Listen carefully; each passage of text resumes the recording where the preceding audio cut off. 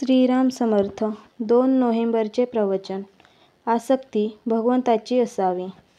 कोणत्याही धर्माची आपण कधीही निंदा करू नये. प्रत्येक धर्मात निरनिराळे विधी लावलेले असतात. धर्माला विधींची फार जरुरी असते. विषयसुद्धा आम्ही विधीने भोगतो. आम्ही गंगेवर स्नानाला जातो असे म्हणतो. खरोखर मनाने आपण गंगेवर गेलो तरी चालू शकते. तेव्हा गंगेला स्नानाला जाऊन अपवित्र मनाने परत आलो तर त्या स्नानाचा काय उपयोग? नाम घेऊन विषयाचा धंदा केला तर काय उपयोग? कर्माची बंधने तुटावीत म्हणून शास्त्राची बंधने पाळावी लागतात. देवाला पैसा देण्याचा हेतू हाच की माझा लोभ कमी व्हावा. खरे म्हणजे आपल्याला कर्म केल्याशिवाय करमतच नाही. पण आपण फळाची आशा उगीचच करीत बसतो.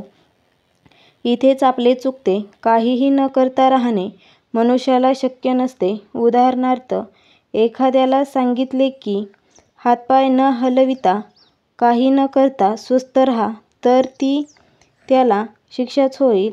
जर काहीतरी करणे जरूरच आहे तर उचितच गोष्ट करावी.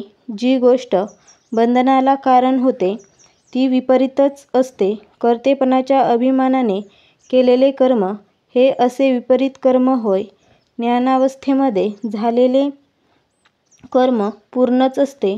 त्या अगोदरचे कर्म पूर्ण होत नाही. धर्म तरी काय सांगतो तर प्रत्येकाने आपले कर्तव्य करावे. पण कर्तव्य तरी कशासाठी करायचे तर ते भगवंतासाठी होय. भगवंताच्या ठिकाणी श्रद्धा ठेवून कर्तव्य करावे तरच मानव सुखी होईल. सुधारणांनी सोयी केल्या म्हणजे देहसुख वाढविले त्याने परावलंबित्व मात्र आले आणि परावलंबनात खरे सुख नाही. लौकिक विद्या ही खरी विद्या नव्हे. अविद्याच ती. विद्येने एक समाधान तरी मिळाले पाहिजे किंवा हमखास पैसा तरी मिळाला पाहिजे. या दोन्ही गोष्टी तिने साधत नाहीत. विद्वानाला सुद्धा मला नोकरी द्या म्हणून अर्ज करावा लागतो. म्हणजे ती विद्या स्वयंप्रकाशी नाही. जीवनाला हवा, पाणी, अन्न या वस्तू आवश्यकच आहेत. त्या कशाही मिळवाव्यात. पण बाकीच्या वस्तू काही आवडीखातर तर काही लौकिकात जरूर म्हणून पाहिजेत. पैसा असेल तर दैन्यवाने राहू नये पण त्यामध्ये आसक्ती असू नये. आसक्ती भगवंताच्या ठिकाणी असावी आणि इतर प्रापंचिक वस्तूंबद्दल उदास असावे. मला कुणी शत्रू नाही आणि मित्र नाही अशी ज्याची खरी वृत्ती तो सुखी.